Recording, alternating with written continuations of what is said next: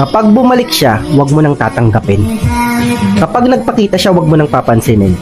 Kapag sinabi niyang mahal ka pa niya, huwag kang maniniwala. Isipin mo yung mga araw na baksak yung sarili mo. Yung anxiety at depression na iniwan niya sa'yo.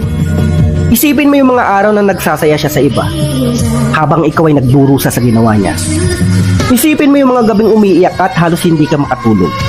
Saka iisip kung saan ka ba nagkulang sa inyong dalawa. Isipin mo kung gaano ka naging katatag sa mga malulungkot na araw na lumipas.